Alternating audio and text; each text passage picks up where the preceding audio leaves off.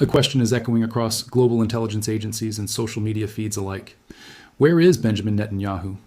And more importantly, is Israel's prime minister even still alive? To understand why the world is asking this question, you have to understand what lies beneath Leonardo da Vinci Street. This is the story of Site 81, the missile that may have found it, and the geopolitical powder keg that is about to explode. Let's begin.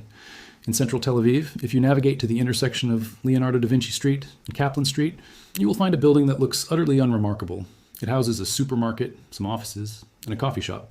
But beneath it, 60 feet underground, is the real reason this location exists. It is officially called the National Military Command Center. But inside Israeli defense circles, it has a simpler name: the Pit. This is not just another military headquarters. The Pit is an electromagnetically shielded, nuclear-hardened bunker designed to survive a direct hit from a tactical nuclear weapon.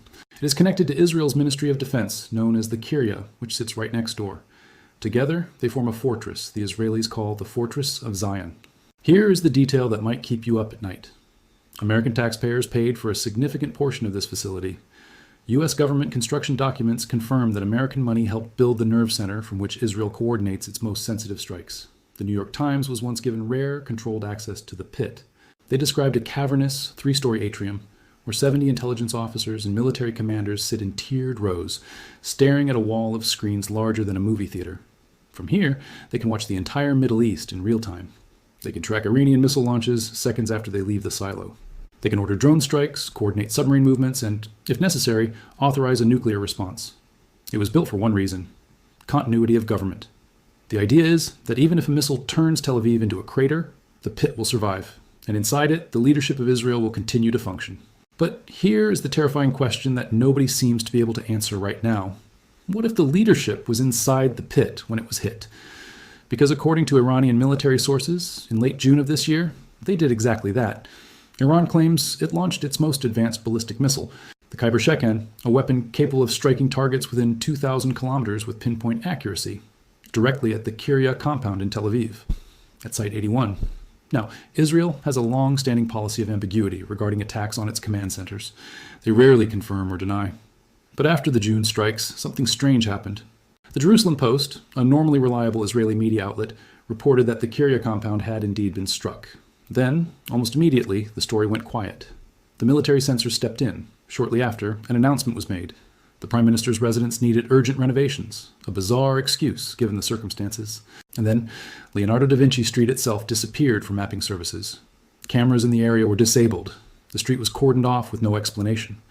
Officially, the narrative was simple. The Prime Minister's house was being fixed. But unofficially, the question became, were you renovating a house, or were you trying to dig survivors out of a bunker? Which brings us to the current moment. For the last 7 days, Benjamin Netanyahu has not made a single public appearance. Not one. In an age where leaders are expected to project strength, especially during wartime, this silence is deafening. The first sign that something was wrong came when Netanyahu abruptly canceled a scheduled meeting with a U.S. envoy sent to discuss war strategy. Cancellations happen, sure, but they are rare when the topic is as urgent as the current conflict with Iran. Then the social media firestorm began. AI-generated videos started circulating, claiming to show Netanyahu alive and answering questions. But forensic analysts who examined the footage noticed something unsettling. At certain frames, Netanyahu appears to have 6 fingers on one hand. In other moments, his teeth flicker, disappearing and reappearing as the video plays. These are classic artifacts of deep-fake technology. It looks real, but the machine slips up in the details. If the official video is fake, the question becomes, where is the real Netanyahu? Then there was the strange behavior of U.S. officials. During a live interview, U.S. Treasury Secretary Scott Bessent was mid-sentence when he received an alert.